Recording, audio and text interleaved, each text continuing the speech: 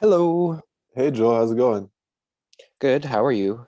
Good. Hi, I'm Alex Sommerfield. I'm an intern here for the Public Information Office of the College of Liberal Arts. I think Sarah's gonna join us soon. She's running a little late, Okay. but thanks for joining us. Yeah. I think this should take about 30 minutes. Just a few questions, and then I think the plan is to feature it in one of our CLA magazines. Okay. All right, Is it just so going to be a write-up or is it going to be audio or anything? I think just a write up. Okay. I think me and Sarah was talking about it, but I think it'll just be a write up. Yeah, Cool. I was like, I'm not prepared for a video yeah. recorded interview. I'm pretty sure. I think it's just. I think the plan was just an article. Okay, cool. That All sounds right. good. Yeah. All right. So I guess is this the first time that that magazine published you? Because that seems like your type of work seems right up their alley. Um, It's the first time I've been featured in their magazine. yeah. Um, Yeah. and like it seems like you've been featured in some other magazines too, right? Yeah. Okay. And so how did you come up with this idea? It's so it's is it a video or is it like a because that's what it says. I found some article that says it's a video and then it's salmon skin like so yeah, I guess you could explain that. Yeah. So the image, the cover image is a still shot of um of the piece. So there is a video that is playing through a TV screen.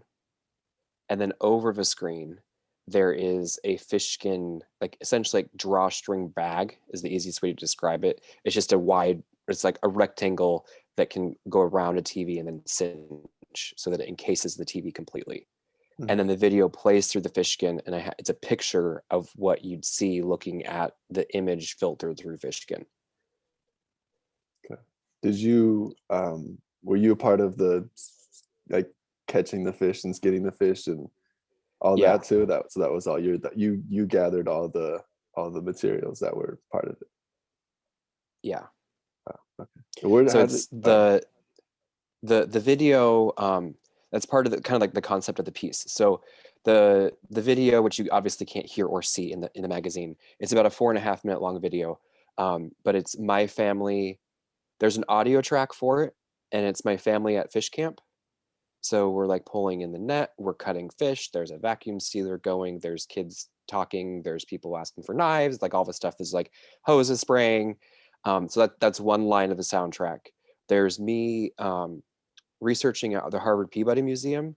So when I'm in museum collections, the fastest way for me to work is to dictate to a video camera.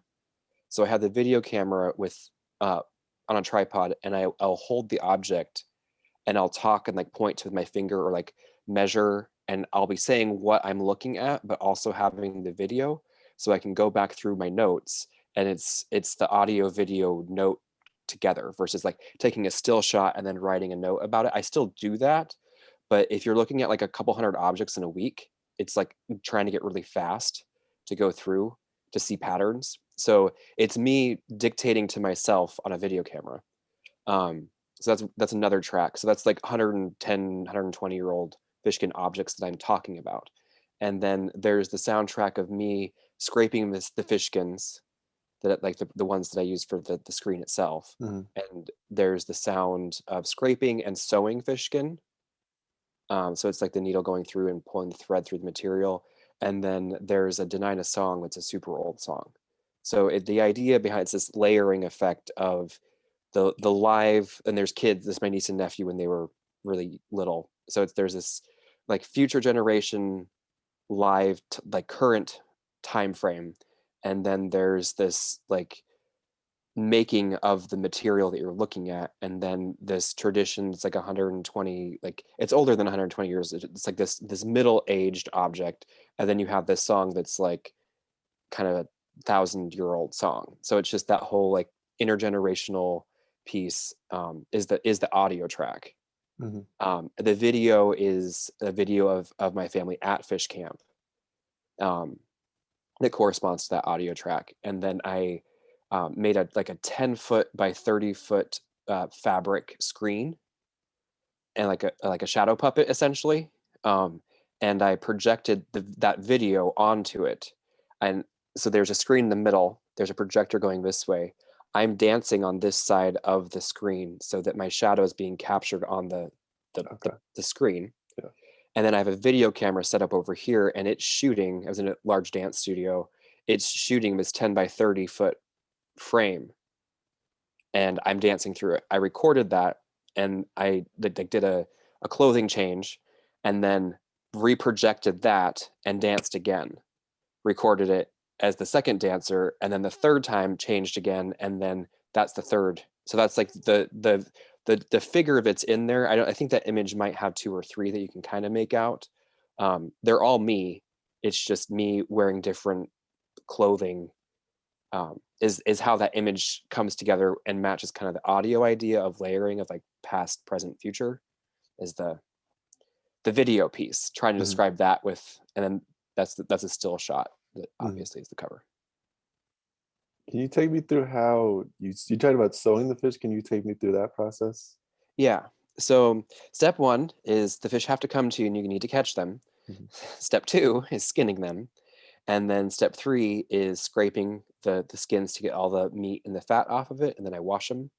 And then the skins that are the TV screen for this piece, I soaked those in glycerin and rubbing alcohol, and it makes the skins really translucent and kind of rubbery, so they're flexible, and it lets the light project through it really nicely.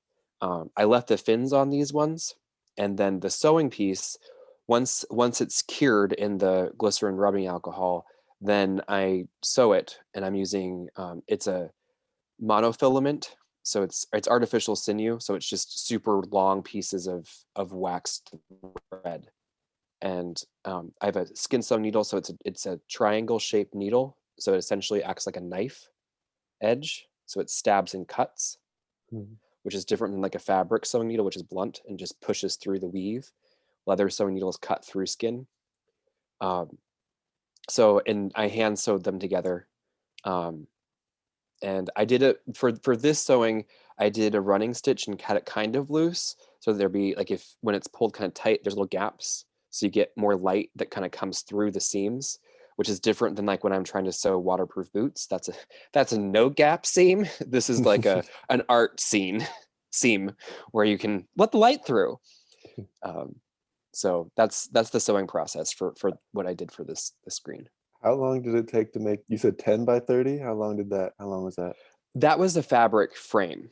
So Okay. what I in the studio, the actual the fish skin, um, it can fit on a kitchen table. I'd have to look at the actual dimensions, but it's Okay. something like uh, maybe 30 by 40 rectangle. Mhm. A fish skin that I actually sewed for it is the kind of the size of it. Um, and I don't remember. It's been a while since I've counted how many fish skins. If it was like 12 or 14 that I ended up using. Um, to put it together. And then there's Mhm. like patch pieces because I for this piece I wanted to have all the fins on so that the fins are still kind of a blocking light a little bit more, and you can really tell like this is fish. Mhm. Yeah. And so how did the process of you getting on the cover kind of come about? I mean, did they see the video and they wanted to take a screenshot, or did you kind of like send in the capture of it, or how did that work? The I did an interview with Nadia, who the articles in the magazine, Mhm. and I gave him a bunch of images, and this is like here's a spectrum of the different things that ended up being in the article, where um, and then it I was surprised, like when I saw it, I'm like, oh, I'm on the cover. That's really cool. Oh, So it wasn't something. It was a surprise for me that the image was on the cover. So I was pretty excited. so they didn't tell you beforehand you're going to be on the cover? I either missed it, like I or it was a surprise. So I just submitted everything to the article, and it's like it's during COVID. It was during uh, like I'm in a PhD program, and so it's like classes and working full time, and I'm like I carved out an hour, did the interview with Nadia, and then got images to them, and then just kind of forgot about it for a while, and they're like, oh yeah, it's coming out in January, and then someone tagged me in Facebook on it. I'm like, oh, that's my piece. So it was kind of cool. So That's a good surprise. Would you consider yourself a mixed media artist? I usually, uh, yes, that's one way. I usually do the way that I categorize myself as I'm an installation artist. Um, and so because of the like I'm definitely in sculpture. The pieces that I do are all often multimedia. They're like with this piece, it's video, it's the fish skin, and it's audio. I work on life-size bronze statues of people, so Mhm. that's the outdoor installations of statues. Um, a lot of my when I'm installing in a gallery, um, it's more installation. I'm not just like taking something in and putting it on a pedestal. I'm like making custom hardware for like the fabric pieces to hang on, or like from bringing in 9 tons of sand for the floor and hanging stuff from the ceiling that you like walk into that's 20 feet tall. So there's a range. Some of it depends on the space, if it's indoor, outdoor, if it's one piece going in a show.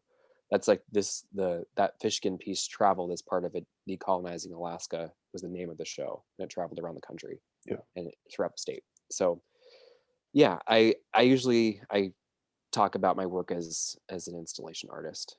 Mhm. Yeah, I saw there's that bronze statue of Grandma Olga. Is that what it is? Yeah, I saw that one, and then the fashion show with all the salmon skin pieces. I thought that was cool. Yeah, so that's the piece where I'm like, it's just I generally do a lot of things that are human size or are figurative in nature. Like you can either interact with it very tangibly, or it's a representation of a person. Is a lot of the work that I do. Mhm. Um,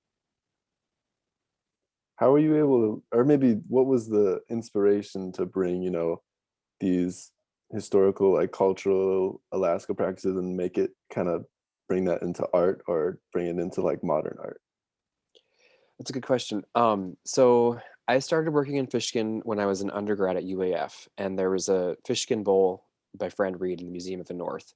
And one of my friends was like, "You need to go see that." And then the next year, I ended up going there for one of my classes, and I was like, "Oh my goodness, I need to learn how to do this. This is awesome."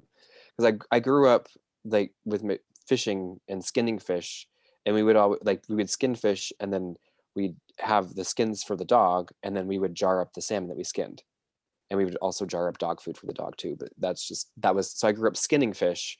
So Mm, I'm like, I already know how to skin fish. I have a years of experience doing that. And then I wanted to learn how to do fish skin tanning and moose hide tanning.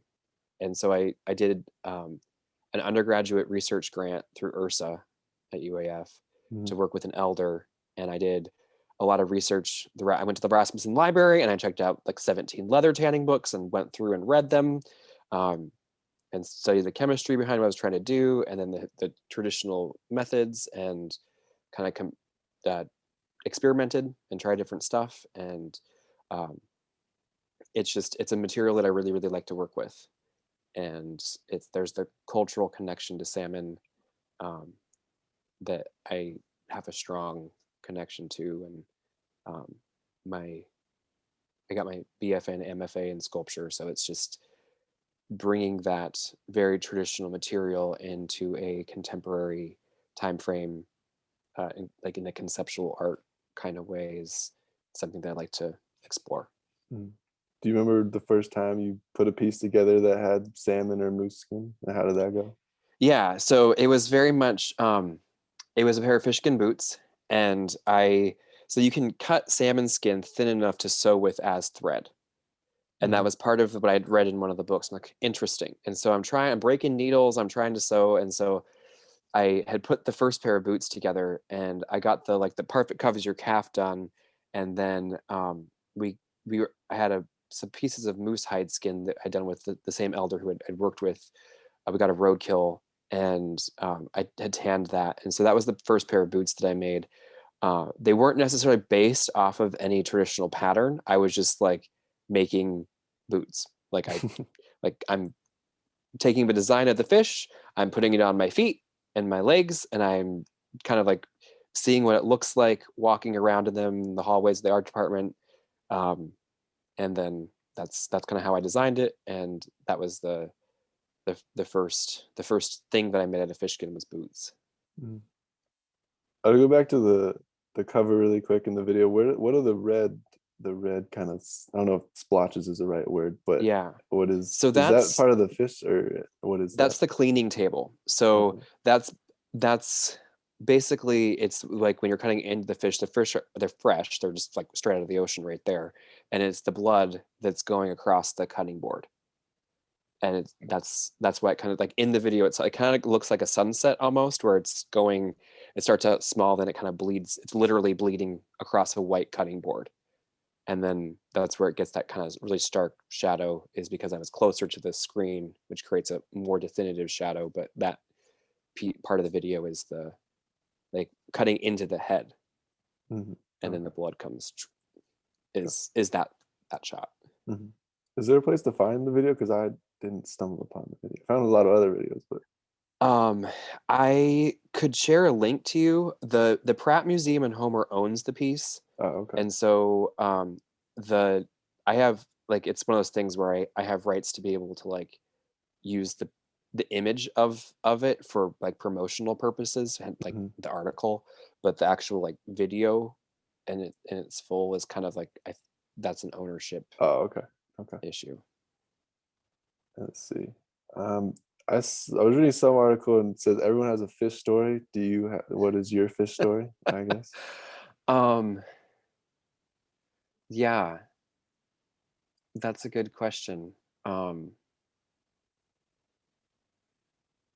I think like I have Right. Yeah. tons of fish stories. Yeah. So I think my favorite kind of fish experience is the last day of dip netting, when the fish are really hitting and there's not very many people at the beach, and like everybody's catching fish, and it's just kind of calm, and it's not the chaos of like 10,000 people at the beach trying to jockey for the stuff. It's just like, um, it's like when the tide's low and you're catching fish, and it's like, here's five in my net, and you're pulling in. And I I when I'm dip netting, I put on flippers and I go in a wetsuit and I swim a lot of the time. And so there's something about like when you're trying to, when you have five fish that are trying to go away from you and you're trying to swim to shore, it becomes very apparent that they are more equipped for the water than I am. So that's just, it's one of those things that I really like about uh, the fishing part. And there's something about like it, because it's like the end of the month of July, and so it's getting dark, and so there's just something about like that connection to putting up fish for winter. And it's like, now you have, if like when my whole family is there, it's like, now we have 140 fish we have to go deal with. And that whole just like processing lots of fish is just like my favorite thing. I guess we'll move. Let's see. Yeah, I think move on to. I guess. Have you had any recent residencies or any recent exhibitions? I know COVID kind of made that difficult, but I The most recent solo show I had was the summer before. And I'm gonna check real fast because now I'm like, what year is it with the COVID? I know I get Um, confused too. I think it was 2019 in the summer. Um, Here we go. The show was called Unforgotten, and that was the most recent solo show. It was in Kenai. Um, oh, it doesn't have the year on it. I could pull up my resume. I think it was 2019. It looked like or sounded like you had a run where you had like six or so solo exhibitions in 3 years. Is that right? It There was a lot. I had in 2012, I think I had three solo shows. Um, yeah, it was a lot, that space of time. Um, I did three that year, and then I think I might have done one or two the following year. Um, so And are you it's creating different pieces for all these different shows? Okay. Yeah. My When I do generally, um, generally making entire installations that are, like I I'm generally it's a new show each time. Hmm. There's a couple of there's sometimes when it's like a juried show or it's an invitational, I might on one of them it was a group show, and so I kind of put together some pieces that I'd previously shown together because it was trying to match, like there's three of us in a space and trying to match what all of them were. But for the most part, my solo shows are all brand new each time. Um, Hmm. Um, and then I guess what are you up to? Is there anything you're working on right now? Or yeah, I guess anything you're working on right now, or yeah. So part of why my last solo show was in 2019. Hi, Sarah. Um, Hi, so sorry I'm late. Keep going, keep you're going. okay. Um, so I've been making bronze people. Um, I've made I have a I'm wor- I did finish that solo show and then started a bronze commission, and I'm making a Yupik family of four, a fish rack in the Yupik style. It's like lintel and post, so it's not like the ones I've done before A-frame. These ones are different. So they and then a fish net being pulled out of the water and like a fish in the net. So when I'm working on an installation of that size, I'm not doing solo shows at the same time because it's just too much going on. And I'm working full time in another job. So it's just like I can only juggle so much stuff. So I that that installation will be going out to Bethel this summer. Um, so it kind of hit well where it was like, okay, it was summer 2019 when I did the Unforgotten show, and then I going into COVID, I started working on a commission, and yeah, that's kind of where what my most recent stuff is. Um, and then the other thing I've been working on is doing some curatorial work and writing for with Benell Art Gallery in Homer. So just kind of in the COVID world time frame, just keeping doing stuff that I can do like that. So and Would that's you say then that COVID has really dramatically changed like the way you practice art? um I would say um I'm not teaching workshops right now. I've done I've taught language workshops over Zoom, and I very well could do a workshop over Zoom. It's just that I haven't been, so it is impacting me, but um, with my with me going already going starting an installation, I tend to like kind of rev down the solo shows, or the like, here we need a piece for this or we need a piece for that. Like I think I've still shipped out a couple of pieces, so it's I'm still making some stuff, but it just really I'm focusing. um I take like a year, like to make a person and all their stuff, and so making four people and their stuff in under 2 years is like it's just a lot. um so that's the part where I but yeah, COVID, and the other part of the like doing art is the traveling. Like there's a like having shows, going to shows, working with other artists, having that community piece, the networking component, um, going to shows, like all of that kind of stuff is just less. So I've done artist lectures since during COVID too. So that piece of like still lecturing, and it is something that I'm doing during COVID. So it just kind of morphed, rather than traveling to places, it's just hopping on Zoom in my living room. So um and what's life, I mean, what's life been like since UAF? And yeah, thinking, yeah. um I it's it's been good. I really feel like UAF trained me well to be able to um, do well in grad school. So I since UAF, I went to grad school at Alfred University in Western New York, and um, I'm back at UAF right now in the Indigenous Studies PhD program. So uh, yeah, I that's yeah. I've spent time in lower 48 for school, but I my studio is down in Kenai. Um, it's where like that's where my community home base is, and so Mhm. So when you say you're back at UAF, do you mean you're living in virtually, Kenai and then virtually? Oh, how fun. I didn't realize that you were a current student right now. yeah. Oh, that's awesome. What brings you back for that grad degree? What made you decide to pursue that? What are you hoping to get from that?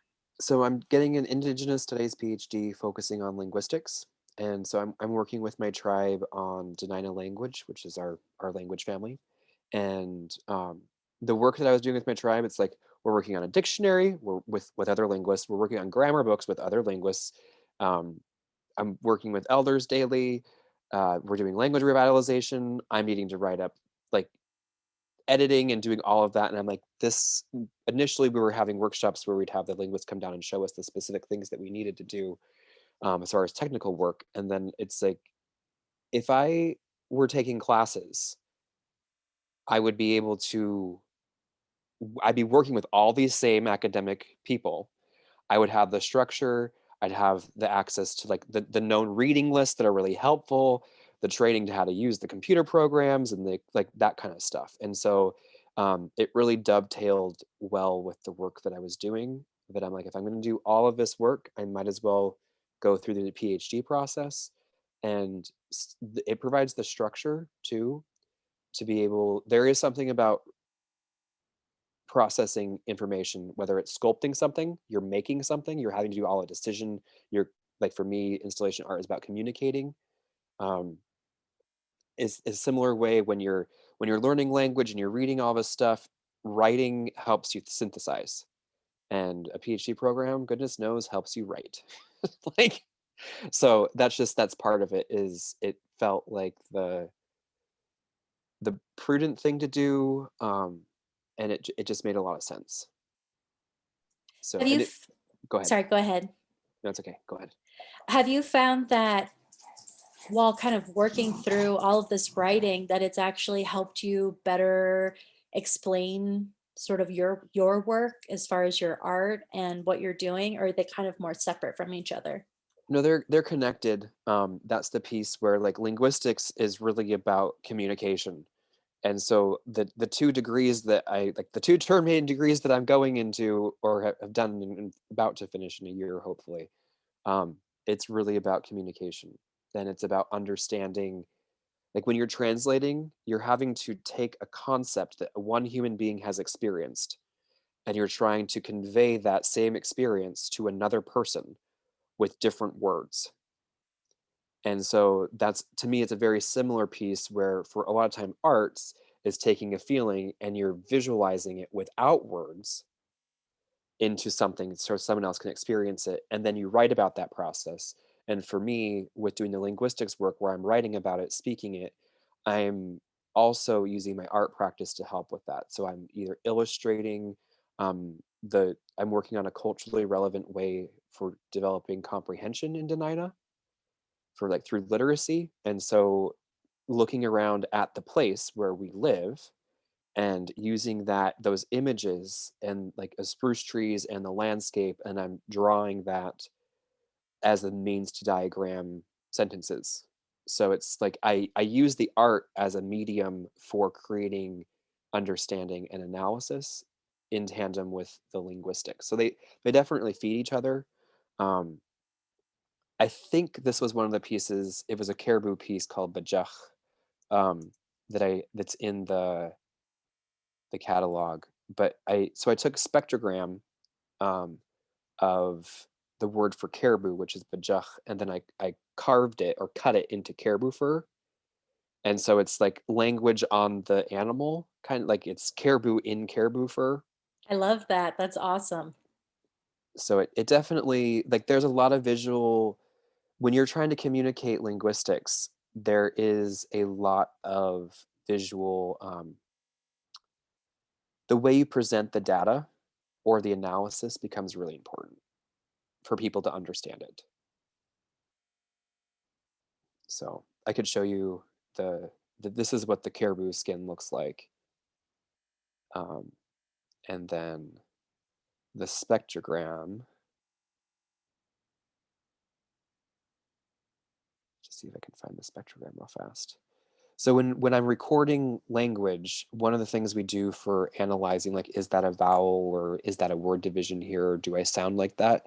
There, you can make the recording, and then the computer generates a three-dimensional image. It's of the frequency, the volume, and the pitch, or I think pitch and the speed, time. It's time, pitch, and frequency.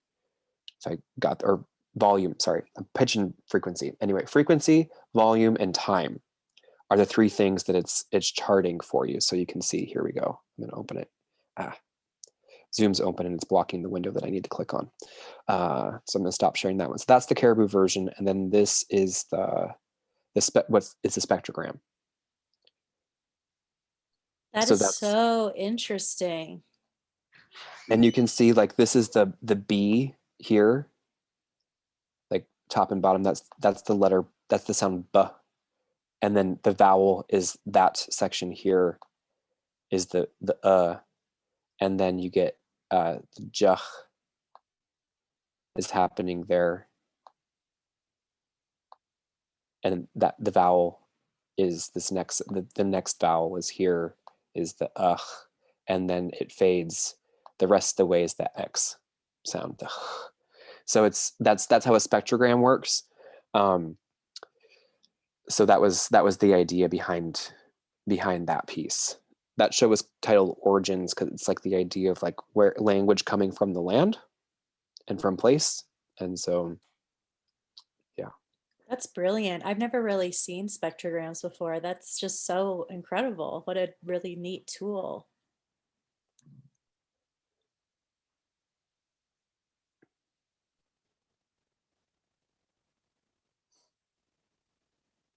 So yeah, that was from a show in, because the last solo show I had was in 2019, and then I think in 2018 I had a show at KPC.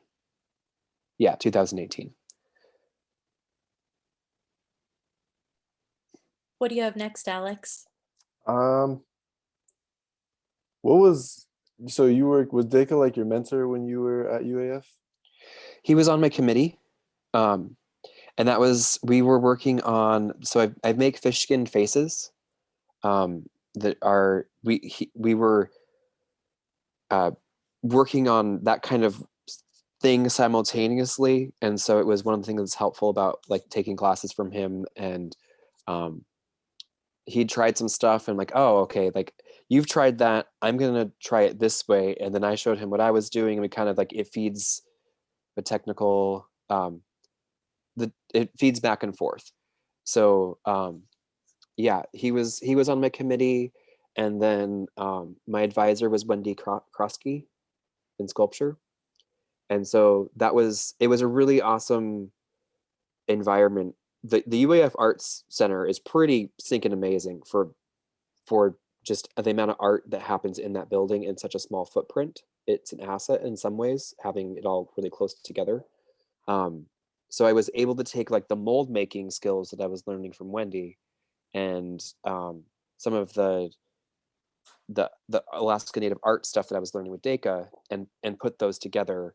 And those two faculty work really well together. And so, like, I scraped moose hide, like, that was part, I did that with Wendy with some stuff, in which, like, she had worked on hides before and Deka had worked on hides before. So it's like there was the expertise in the building, if you will, to be able to explore and be able to really go across, like, cross-disciplinary and multimodality.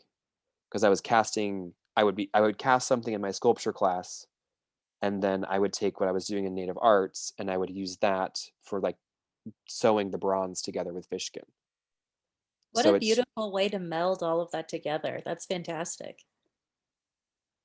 And so what was Deka and Wendy like to work with? How are they as mentors? they were really awesome. They're when I still come through Fairbanks and say hi when I'm because I go up to like the Alaska Native Language Center, or if I like different art stuff brings me to Fairbanks sometimes, and so we still stay in touch.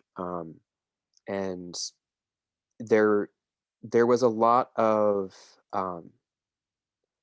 the way that I would describe UAF and those two faculty for me, and the faculty in general at in the art center too. But if you're willing to do the work, they're willing to spend the time with you.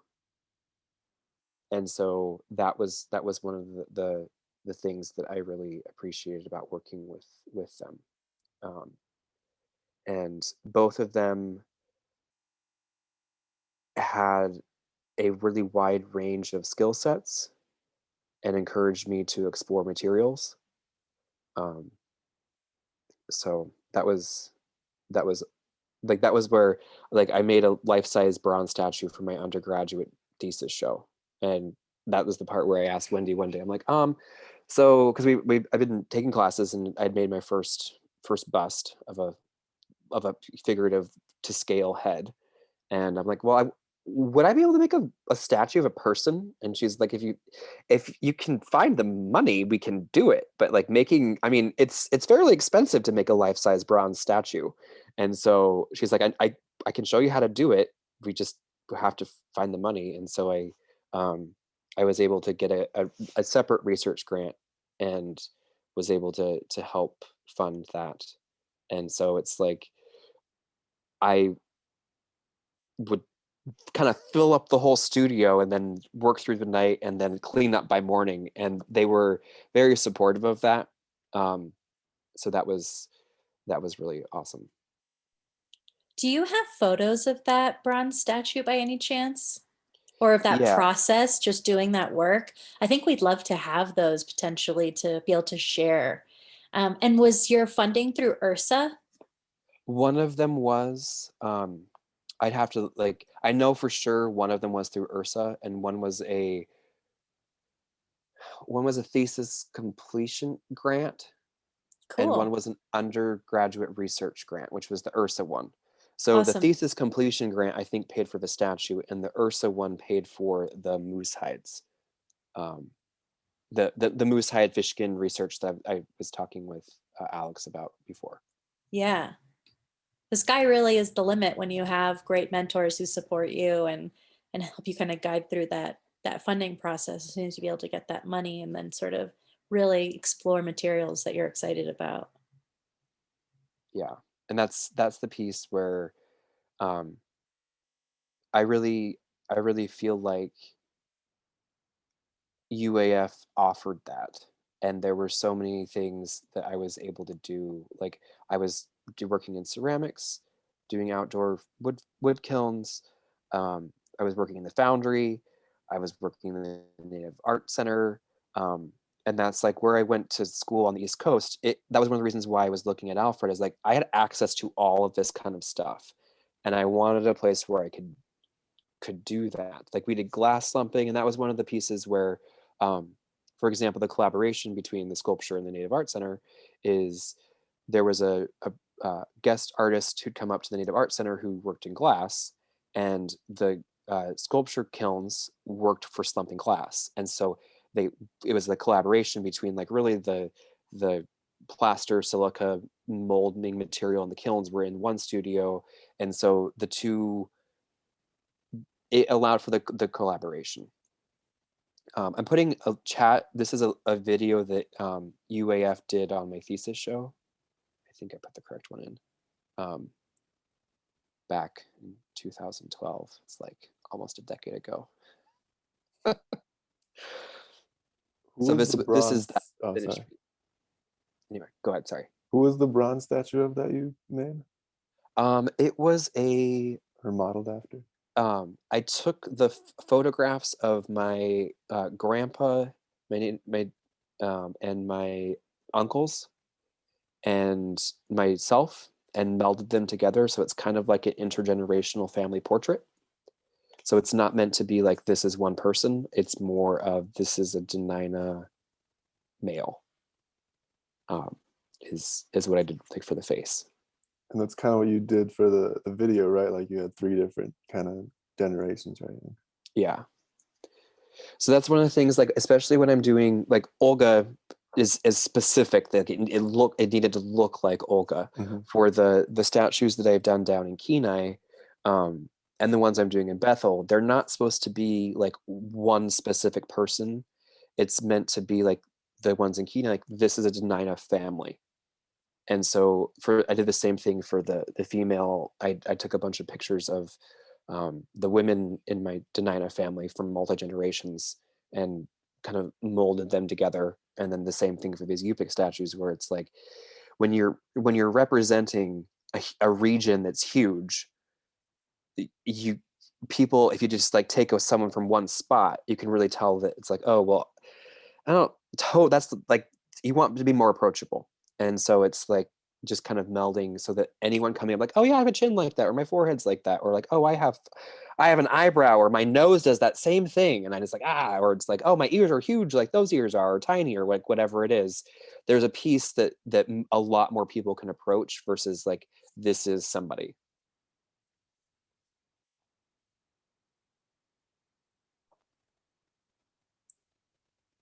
Sarah, did you pull up the video? I couldn't get it open. Yeah, I pulled up the video. That sculpture is so impressive. That's amazing. I love the whole installation. And so you had it in Davis, or excuse me, in the Great Hall versus The like Great the Hall. Yep. gallery space. Yeah, Yeah. that's awesome. A lot of room to breathe and look at it. Were people allowed to? I noticed that at one point you picked up a stone and went through kind of the whole. I'll call it a maze for lack of better words, and then dropped it in the middle. Were you encouraging viewers to participate in that way? Yeah. So that there's the bowl that has the ceramic stones that I made in them, and little ways in front of that, there's a ceramic pedestal with a notebook on it and a pen. So the idea is people like as they go through the spiral, they can pick up a stone, a burden, and then they can walk to the middle and let it go, and it kind of like the water washes it away and also submerges it, and like there's a barrier. So hopefully you're letting go of it. You're not taking the baggage with you. And then as you walk back out, there's a notebook for if people wanted to write messages to each other or to me, or just write something down. That notebook lived there for the week. And so it was really awesome to read through people's comments from that show and see kids interact with it. There was school groups that came through. um, that was one of the solo shows that I have set up in its entirety, um, and down in Kenai, the Kanaitse Indian tribe, in the lobby of the wellness center there. The male statue, I made him a set of he has shorts now that are like accurate to the time period, um, and he's outside bolted into the concrete. So he's on site, just not in the same spot, and then everything else was the same. I love that. I can't believe that was undergraduate work. Wow. And that was one of the things, like again with like UAF offering, it's like I was able to do all that as an undergrad, and there was space. Like one of the things that I learned, like I started planning my thesis 2 years before the show, and so I was refining, and when I needed to secure the location the year before, I had like the spring semester, a full year before I had that show in the spring, I had secured the location in the Great Hall and talked to the fire marshal, the art department, the theater department, the music department, and the library. And then we had a new fire marshal the next year and talked to him again. And then they like I had to be on the schedule that far in advance because they used the Great Hall for the theater, all the recitals. So when I had a less than 48-hour window to set up the show. And within that 48-hour window, there were recitals happening that I lost time while the recital was taking place and their reception. because I'm like using screw guns and like drilling into wood and bringing stuff in, and I would have to like put everything up and then leave for 6 hours and then come back and like blitz and then put everything away. And so I had 48 hours to set up, but I lost at least 12 to 16 based on not being able to actually be in the space. So I didn't sleep a whole lot that week. Um, and I had a lot of people help. That is So so awesome. So much respect to you. I finished 30 minutes before my defense Monday morning. I was Oh finished my vacuuming at like God. 10 a.m. I had finished vacuuming, and at 10:30 the faculty came. So it I was like feel that. I feel that down on a to the personal wire. level. That's incredible. Yeah, I just love this. I keep watching this video kind of like on loop, and I'm excited to hear what you're actually saying after we are off this interview. But what an incredible piece. I mean, it's just I love that it's interactive and that people can participate, and so you're letting them come on the journey and learn and be a part of what's happening. I think that's great. That's sort of my favorite style of art, is when you kind of like have some kind of participatory element that's just a little bit more than viewing. It's so neat to be able to like give a viewer a tactile experience. So this is and that's one of the things that I like about installation work. This was the wife statue that I ended up making. So I moved back down to Kenai from UAF, and then about 6 months later came back to UAF and worked in the foundry taking graduate classes to be able to cast this statue and a child statue. I don't know if I have. That's the fish. Oh, that's personals. There's the kids. So that's the child statue. Um, and then this is where he ended up being. Um, so it's like that's where I spent another year and a half at UAF in the foundry making um, the other two statues and the fish. These are so incredible, Joel. They're so incredible. And that's when I was younger and I did a solo show. And I'm slowing down to not do the solo shows while I'm doing the crazy foundry work. What else do you have, Alex? We've taken up a lot of your time. You've been very gracious with us. I think we wanted to ask what your artist statement was. Yeah, we had a hard time finding your website. I found it. You found it? Okay, Yes. I couldn't find your website. We'll change that. But yeah, we were kind of interested in what your sort of general artist statement is, as far as just being an artist versus like an exhibition statement for individual pieces, or sort of how do you look at those two things, and what is it? Um, I I've I've kind of like I feel like I've talked through it in very wordy ways, like with. So one of the things for me is I really like to explore material. I like my artistic practice stems from that relationship of being a language worker and working with my language family and doing revitalization work and doing art simultaneously. They both feed each other. Um, I I want the viewer to experience something in the space. I generally like for any show I make a list of like adverbs, adjectives that I'm trying to for me experience in the space, and then it has to feel I have to feel that, or I'm trying to feel that when I'm in the space. And I'm not necessarily telling people that they have to feel the same way, but it's more like I'm directing an environment. As an installation artist, that's where I'm more putting like these pieces on a stage um, together, so that when the viewer's in the space, they can experience it, however, with whatever they bring to the table. And so those are the some of the things. The other thing for me, just I'm like in my head reading through mentally, like what else on my artist statement. Um, I really like tactile live materials. So molten metal has a very live quality to it. It's like when it's at that like 1400 degrees and you have a few minutes to pour it, and it's like it does really awesome stuff when you have a molten pot of bronze, and that action of like you're dancing it to the molds, and you got to pour it in the right way or it doesn't work. The fish skins, they expand and contract. You get them wet, they get bigger. When they dry out, they shrink. Metal shrinks too. Wood is in like the materials that I gravitate towards. It's I view it more as directing versus like covering them up or forcing them to do something. So a lot of the time, like when I'm using color, I'm not, it's not like a paint where I'm mixing the colors that I want. It's with like glaze chemistry, I'm putting the amounts for what I'm hoping they'll be. You put them in the kiln, do everything that you know how to do, but it's still that like Christmas morning, like did it work out? What is this wanting to be? So that's the kind of piece, the part of the process that I really like about art. And yeah.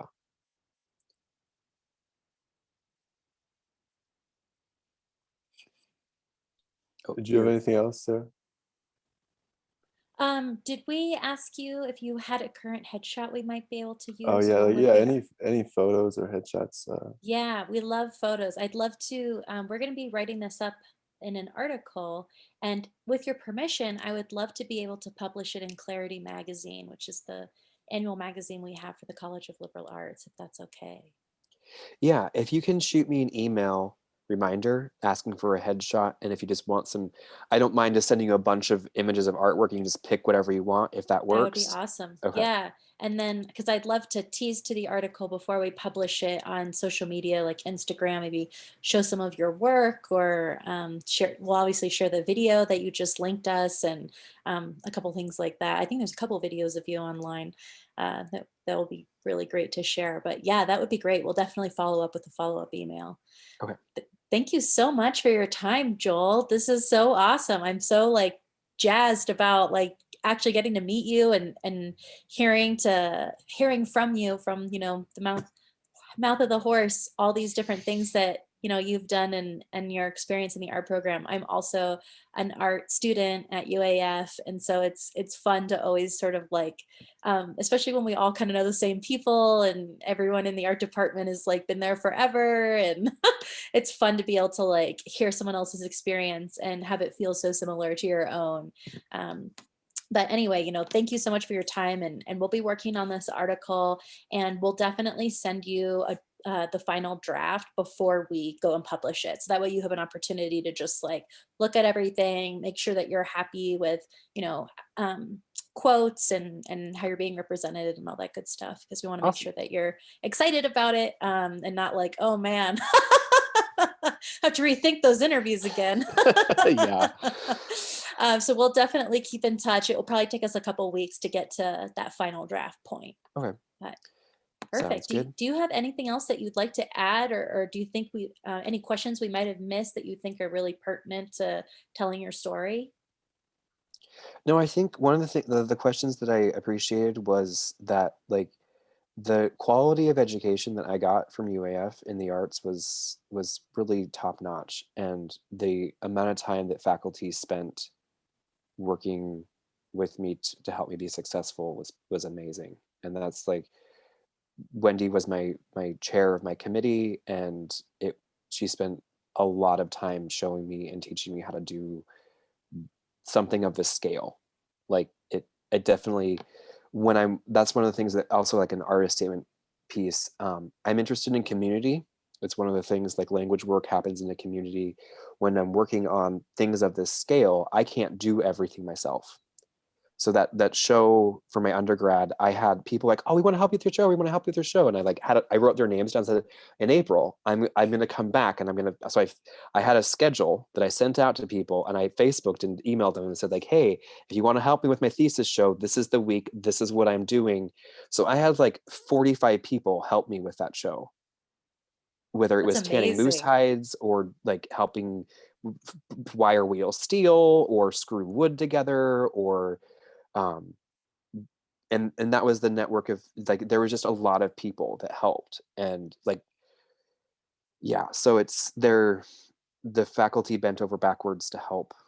And there's a community of people that came around that show to help put it together, because it's like building, it's the size of a cabin. It's 20 foot by 20 foot octagon, and the walls are 8 feet tall. So it's just like, this is building a house in a weekend. So that's just one of the other pieces. I find that community is a really important thing. And yeah, so. Awesome. Well, thank you so much. And if we find when we're starting to write the article that we feel like maybe we want to learn a little bit more about something specific, is it okay if we reach out to you and ask you Yeah. those questions? Or okay, perfect. Yeah. Well, I think that's all we have then. Thank you so much. Yep. We Nice shall to be meet in both of you. touch. Yeah, it's nice to meet you too. And we'll follow up with an email with some like photos and things that we'd love to have. Sounds good. Okay, Thanks, great. Joel. Thanks, Bye. Joel. Bye. Are you here?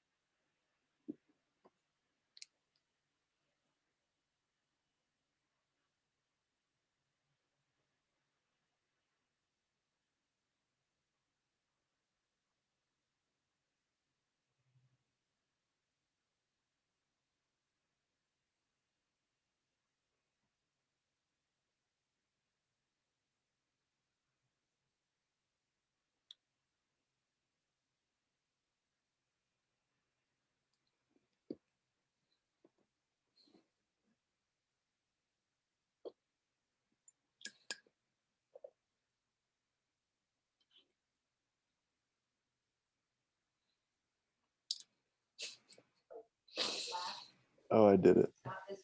Hello. Whoopsie. So I wanted to ask you how it went. I'm so sorry I was so late. How did the beginning of it go? Well, I guess the majority of it. Yeah, I thought the beginning was good. I Good. did say wait, what was the thing you told me not to say? I said that like twice, and I was like, dang it. Yeah, I was looking, it was kind of fun to be able to look at the actual recording of you speaking with Richenda. And so I sent you the recording. Let me know that you can access it. I sent both an attachment of the video, but I also forwarded a link that you should be able to click on too. So either way, that should get you what you need. And I think what's kind of neat is with the Zoom ones, we can actually just use the video of them speaking, and I can put like a cool effect over it for that video that we want for behind the sound bite. So with that in mind, it might actually be our preference just to have them to do that with us. But anyway, there are a couple things I wanted to talk to you about Richenda's interview. So I want to make sure that you exude confidence. So I laughed at. she asked a few questions of you, and you're like, I don't know. I mean, you don't have to. I mean, there's like 3 questions. Did I you see didn't them? know what the plan was. Well, but make sure that you always go into a meeting with a plan. So like if you're in charge, you're in charge. Like this is your baby now. So like how do you want to run your meeting? Excuse me. And there's no right or wrong answer. So I think, when you start out, or how I always start out, is I reiterate what we're doing. So I'm like, thank you so much for being here. I really appreciate your time. This is why we're here. Let's get started. And then I say, okay, so the first question we want to ask you is, why do you teach? Which her answer was so weird. I don't think we can use that for Women's Yeah, I History didn't think Day. that worked very well. No, I was like, oh, disaster. And then the other 3 questions, read them off for them. Okay. And you might need to read them twice if like they're not sure, like while they're thinking, and say, let me just read those again. Read it again, very clearly through each question. And then while they mull it over and think about what they'd like to talk about. And remind them. I'm not sure I understand. Oh my God, my phone's trying to talk to me. Remind them to say it as if they are saying it that they're recording it. So they're not going to hear I always say they're not going to hear my voice. So please be sure when you answer to answer in a full and complete sentence, because that's the only part of the recording that we're going to be using is your voice, not my voice. And so that's always a good reminder to tell them, like, right before they're about to answer, and also at the beginning. So thank you for being here. Here's what we're going to do. Here's a good tip for you. Okay, let's start. Great questions, etc. And so just exude confidence though, like fake it till you make it. You know what I mean? Like Yeah, I I need to want you work to, on even though you may not feel confident, I want you to seem like you are. And so a few things that can help you visually do that is by being more present with your, like on the screen. So right now, are you leaning back in your chair? it. It doesn't really lean back, but But I mean, like, I'm is your back somewhat against the slouching. rest? Yes. Okay. So like sit a little forward on it and like sit up straight, like you're listening to, like you're talking, listening to someone speaking to you, like you're interested in what they're saying. Yeah, that helps. And then maybe put like a small book or something underneath. Wait, is this the desktop or is it a laptop that you're on? I have both, but I'm on, well, like, there's a laptop and the desktop is above it, but I'm on the laptop. Perfect. So if you're on the laptop, put it on top of something so that it gets level with your face. Like whenever we talk, I have mine on a shoebox and like a piece of cardboard. And so even if it's like books or pads of paper or something, like put it on something where it's up. So like for now, just like hold it higher just for a second. There's wires I'm not going onto. This is 1,000 times better. Like Oh, seeing you like this, it's so much more engaging. Because otherwise, when it's super low, it kind of more feels like this, and it's just so like, I don't know, disinterested. So you want them to feel like you're really interested in what they have to say, and you're also so gentle. You're like a gentle giant. And so I think when you're interviewing, you want to put on your interview face and your interview voice. So what that means is, speak with a little bit more energy and make sure you're making an effort to enunciate every word you're ooh, saying. that's a good one. Let's try it. Ooh, what question should I ask? Um, Read me the questions as if you're going to do the interview with me. the, oh, Let's fake do the interview. ooh, Ooh. So okay. at this point in time, you're sitting on the edge of your chair. You're not swaying in your chair. You didn't do that during Joel's, but I just wanted to mention it. So don't do that. And then Don't do it. pretending that your laptop is up higher, and that, yeah, even this is way better. You seem much more like you actually care about what I'm saying. Oh. Okay. So this is the very beginning. I've just hopped on Zoom. What are you going to say to me? Are you Sarah or are you Joel? I'm Sarah. Okay. To pretend we're doing the Women's History Month. Oh, okay. That's a whole, okay.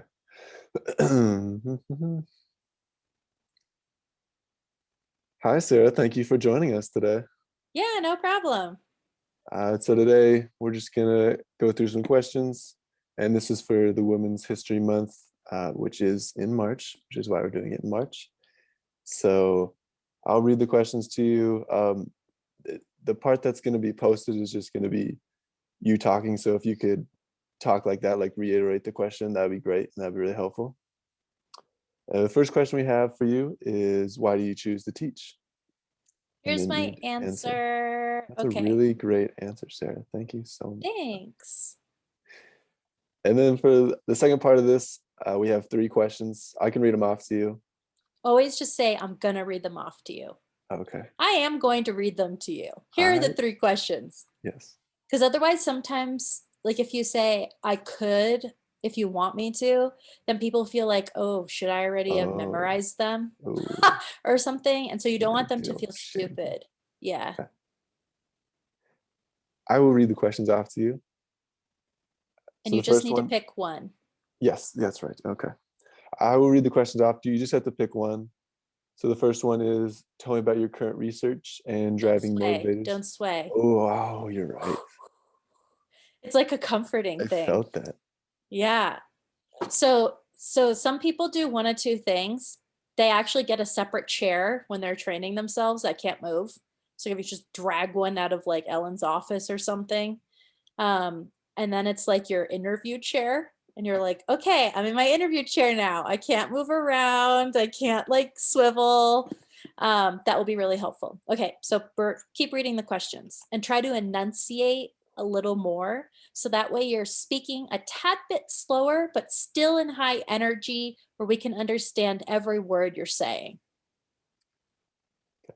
And then the next question, dang it, I swayed like immediately too. Swaying's your happy place. It is. I think and like that's like okay, never side question.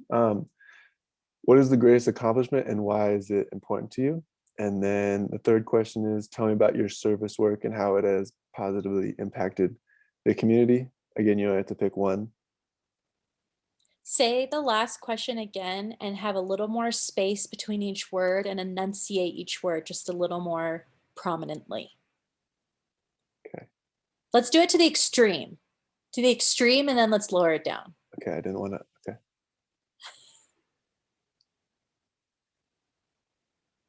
Oh, I don't want to sound sarcastic by enunciating weirdly. You Okay. won't sound sarcastic. I'm Okay. making you do it. And the third question is tell me about your service work and how it positively has impacted the community. That's your extreme version. Wow, that's how you should do it every time. That's the lower down. Extreme version would be like, tell me how the community has okay. impacted. So Okay, you're okay. really focusing on That's what she meant. enunciating every word. Okay, that's what you meant. Okay. Okay, The third, okay. don't sway. The third question is tell me about your, oh, I went too fast. Tell me about your service work and how it has positively impacted the community. That was really good. Oh. So enunciation is really important, particularly when we're in an interview, but especially when it's on the phone, on the internet. We want to make sure that people can understand us. So when you're speaking, you're going to open your mouth just a little bit bigger, and it's going to help you over enunciate those words so you're very clear. Let's do it one more time. That one, or I mean that pace, or slower or Do it faster? like you would in the real world. Okay. So again, then okay, where am I starting? The third question. Okay. And then for our third question, it's tell me about your service work and how it has positively impacted the community. Much better. But still needs some work. I want you to practice like when you're in your private space so you don't feel judged by whatever's around you right now. You know, kind of, have you ever done like singing exercises where it's you like move your mouth open and you're like, ow, ah. I mean, I'd probably just do that. I wouldn't call it singing exercises. Being annoying. Okay, well, I want you to go be annoying in your room. Okay. And like just practice this and like really do this. Like it will really help you, and I'll be able to tell if you don't or not because I'm gonna watch all your interviews. Wow. Where and don't even make any noise, but just like like open Wait. your mouth as wide as it can go. Okay. Ready, go. There you go. See, you have a huge mouth. So it should be so gentle, so fragile. Okay, so maybe not that big, but the idea is that you have some space in your mouth to be able to give yourself more of an opportunity to articulate. And we want every word crystal clear. Have you ever done transcribing where, Well, I yes, transcribed like my interviews I did. yes. That was So cool.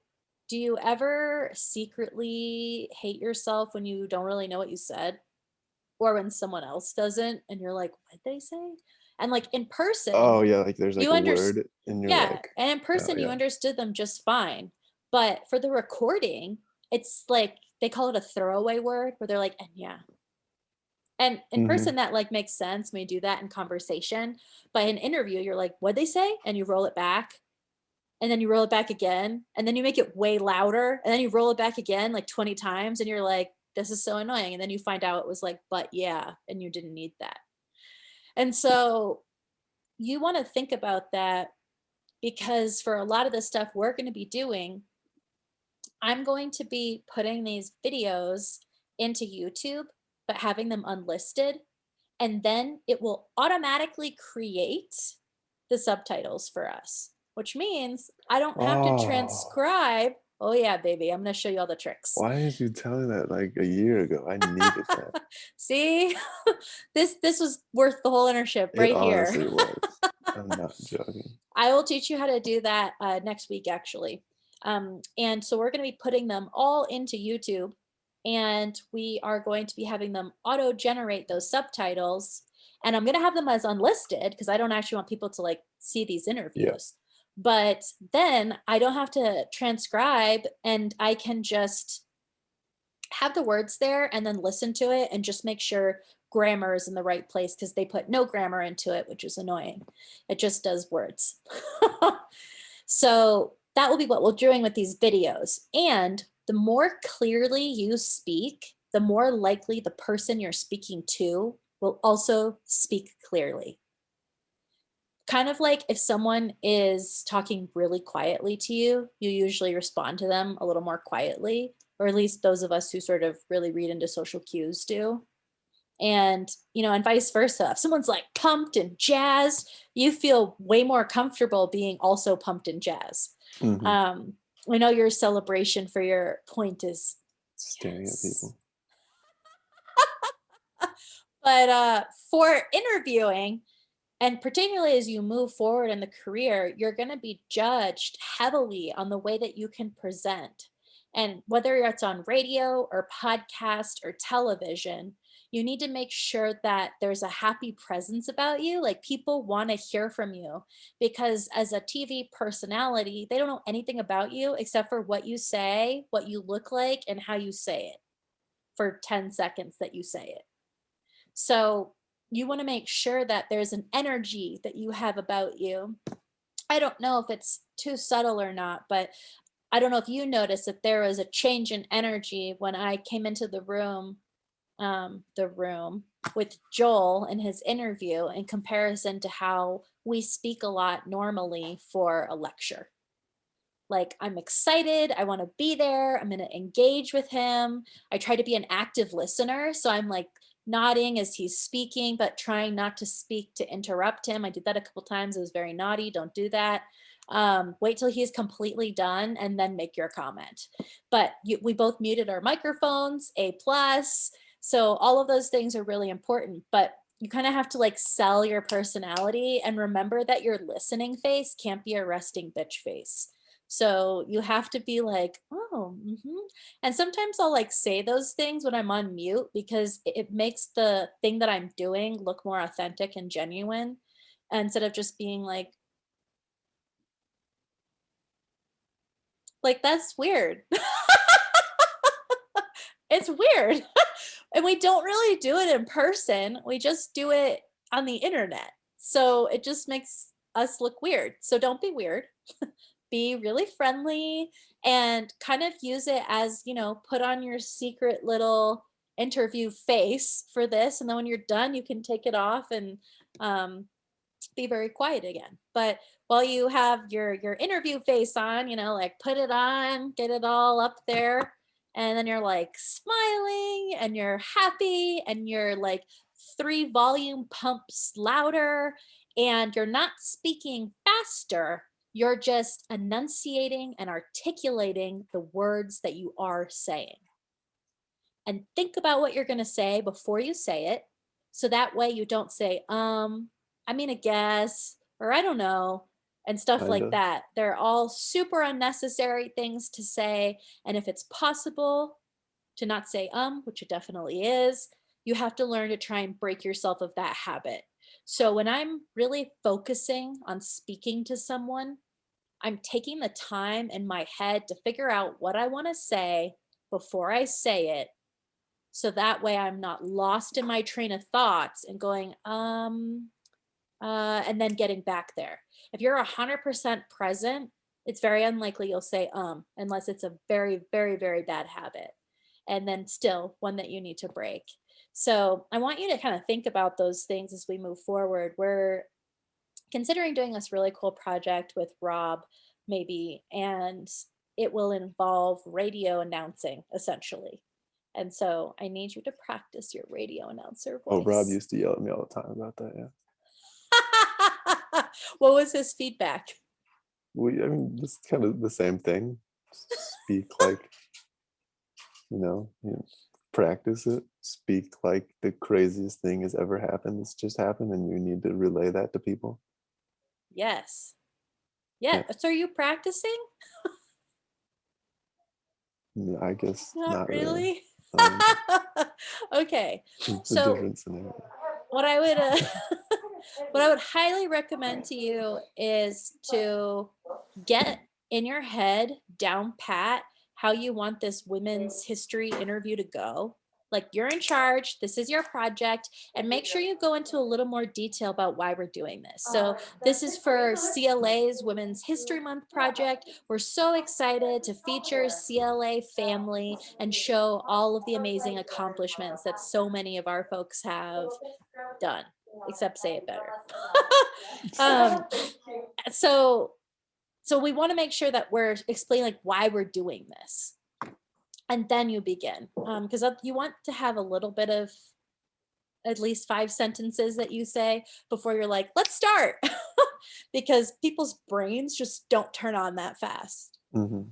and you need to give them an opportunity to be able to think about what you're saying, get in the mind that they're in Women's History Month mind now, and that this is all about them. We want to lift them up and share their stories. Very good. So for your next interview, it's today, Friday. Friday, with Shonda. Yes. One's with Miho somewhere too. Yeah, I it guess was that's Friday. Also Friday is Friday. Yeah, Friday there's as like well. 2 or 3 on Friday. So for your next interview on Friday, again, I'll be seeing it because I'm going to watch it and also send it to you so you can do stuff with it. Is I really want to see your laptop up higher. I want to see you engaged in listening. I want to see you actively listening while muted. And so it looks like you're really interested in what she has to say. And I really want to hear a well structured interview from beginning to end, keeping it within the 10-minute time range. Introducing yourself in the beginning, thanking them for being here, tell them what we're doing, start, questions, answers, thanking them. And when you wrap it up, you basically want to re-say what you're going to do with it next now. So next, I'll be taking this Slough blurb and I'm going to be turning it into a visual audio bite. And, I really appreciate your time, and we'll be sending you a draft soon. Bye. Happy Friday.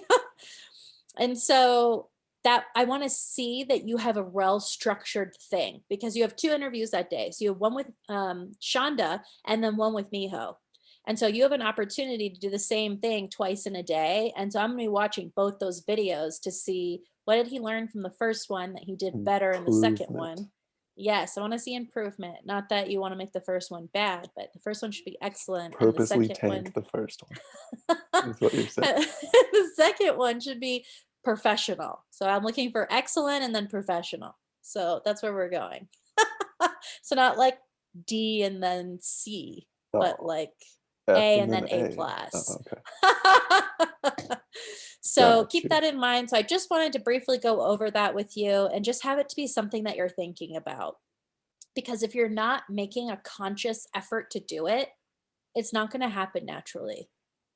Like people don't, for the most part, speak that way naturally, like they're on a stage. And if they do, it's probably because they have stage training.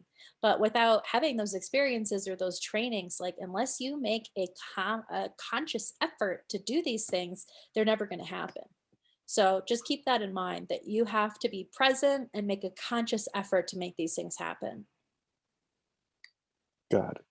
Okay, fantastic. Good job. So as soon as I get the video for the interview for Joel, I'll send it your way. And I'm also going to look at the beginning so I can see what the heck happened because I like missed 75% of it. So thank you for picking up that slack for me. I really appreciate it. And then I'll send it to you and I want you to listen it and start sketching out, your article. Okay. Okay. And I'm also going to throw it into YouTube and get it to auto give me the subtitles. And I'll share the final document with you that has all of the times and at which they said something. So when you're listening to it, you can go to that time and just select that quote. And then I'll show you how to do it on Monday. Does that make sense? Cool. I'm looking forward to that. I'm showing you all the things. Yeah. Slowly but surely. And before I left, I just want to check in on a personal level. How's your basketball decision coming? It's okay. Oh, okay. Good. I have been trying to talk to our coach and he has not been here. So Oh, that's kind of the problem. that's kind of problematic. Yeah, Can you hopefully like he's call him back or soon. email him or It's n- I, something? I mean, yeah, but I didn't. This isn't really a conversation I wanted to do over the phone. Oh, are you having a breakup conversation? Pretty much. Oh, so you're not going to be here for summer and fall? I don't think so. I'm depressed now. I Yeah, don't want to like teach you all the secrets now. I Just know I kidding. feel bad, but like it doesn't feel wrong, but I also like it is feels bad to like leave people behind. Yeah. No worries. We'll be cheering you on at wherever you go. Okay. Thank you. Alrighty. Well, yeah, let me know once you actually finalize all of that. If there's a possibility we can have you for part or all of the summer. I'm sure you probably have like basketball training stuff, or you just probably want to see family. But Yeah. I'm not sure what's gonna happen yeah, yet. just keep us in mind and keep us up to date. Otherwise, I'll be needing to actively recruit another student. Okay. I'll let you know what's up. All right, that sounds good. Okay, thank you, Alex. Have a great rest of your day. Thank you. Talk to you later. Adios. Bye.